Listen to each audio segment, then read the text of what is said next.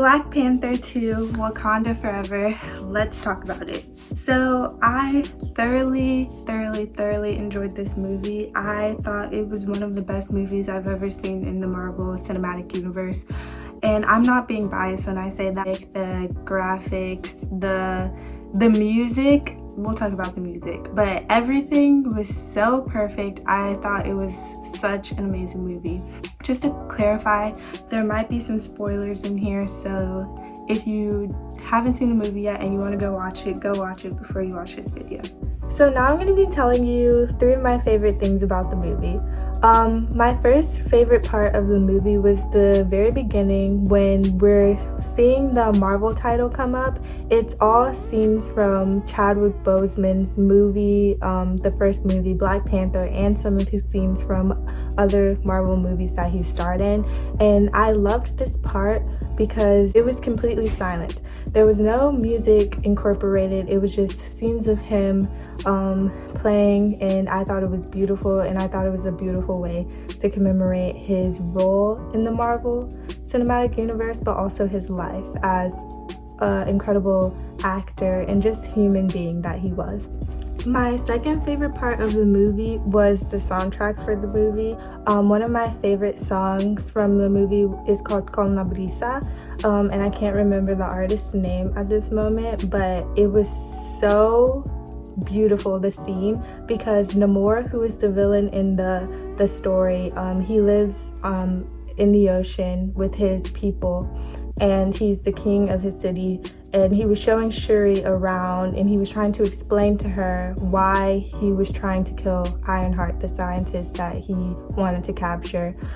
He was explaining his life, his origin story, and why it was important to him. And I just thought the scene was so beautiful because, like, he was taking her throughout the ocean, throughout his town, showing her the people and what they did, and how it was just a beautiful scene, and the music went so well with it. It just got me in my feels, and I actually Shazammed it in the theater because I was like, I have to listen to this again. And then I was so excited to hear Rihanna, Born Again and Lift Me Up.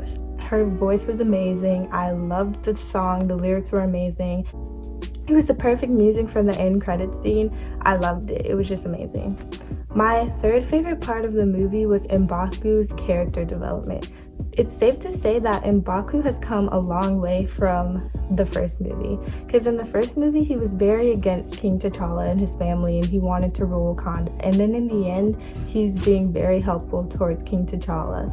And then I feel like he was a pivotal part of Shuri's story this time, because I felt like he really guided her, especially, and this is a spoiler, Queen Ramonda dies, and Shuri is now supposedly supposed to be the queen of Wakanda.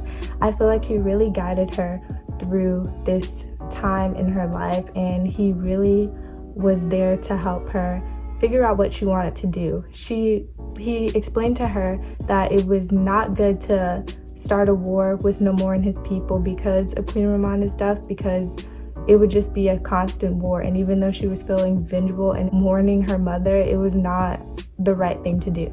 And it took her a while to get there, but she eventually figured out that he was right. So I think M'Baku played a pivotal role in this movie, and honestly, he was one of my favorites in the movie this time. So yeah, I really enjoyed the movie. I thought it was beautiful. I definitely recommend going to see it, especially if you're a Marvel fan, but even if you're not, it's just an amazing movie full of action and heartwarming moments, or heartwarming moments. So yeah, I'm Jordan. Thanks for watching.